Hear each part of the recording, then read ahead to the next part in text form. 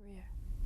You know, when I first started my career, the word role model wasn't even thought of. That concept had not found itself a title.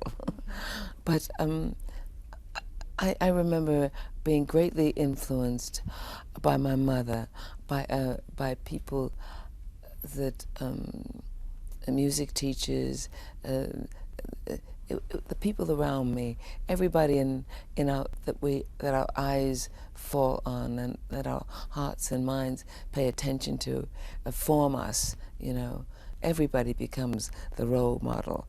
Hollywood is a big role model because we're constantly watching that box or film. I've learned a great deal, for instance, from Spike Lee, that young man. He's my role model. He had the courage and the daring and this confidence to move out. But he spoke to me at a time in my life when I needed to be spoken to. He said, yes, move out. I mean, what he did said that for me.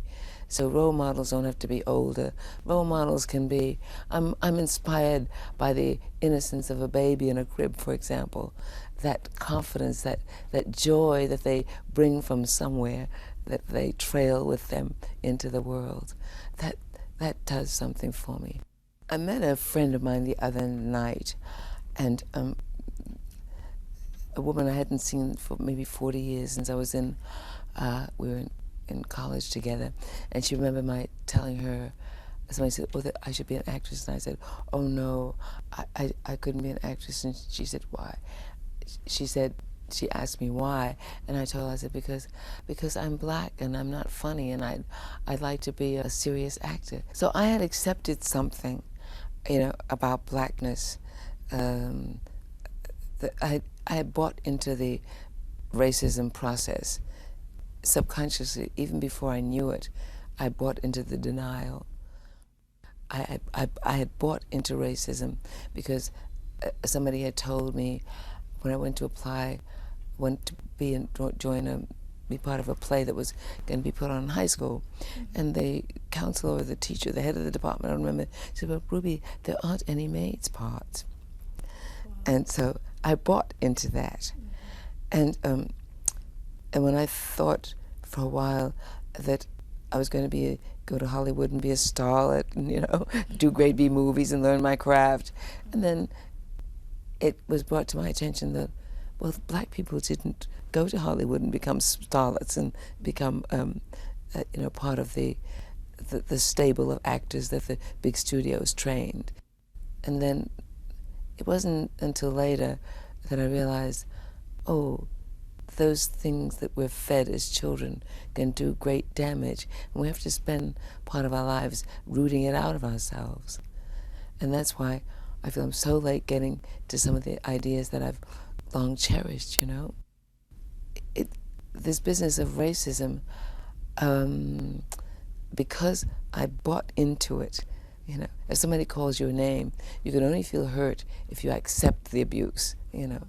But if you have the self-confidence, that if those things bounce off of you like you have a case around you, it can't touch you.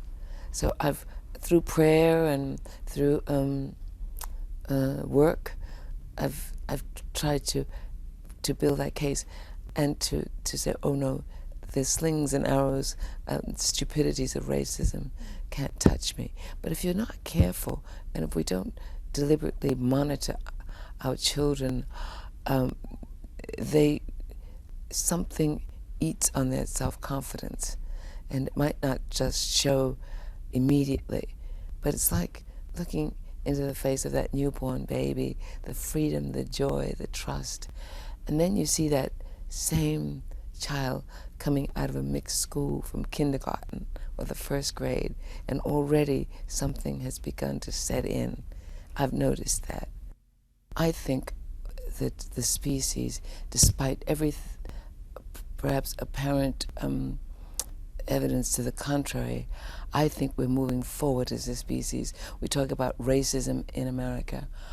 My deepest feeling is that we're moving closer together. we hear that the publicity goes to the aberration rather than the virtue. There was a program I think tried on with a positive emphasis called something like "Among the Best of Us," and it didn't last because that wasn't murder, crime, mayhem, you know. But I believe that we are moving together as a species, despite apparent evidence to the contrary.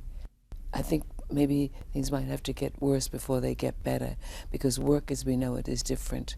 Our relationships to ourselves as vis-a-vis work, how we judge ourselves is different. We're finding ways to be on this earth without a 9-to-5. With technical advances that we don't yet comprehend.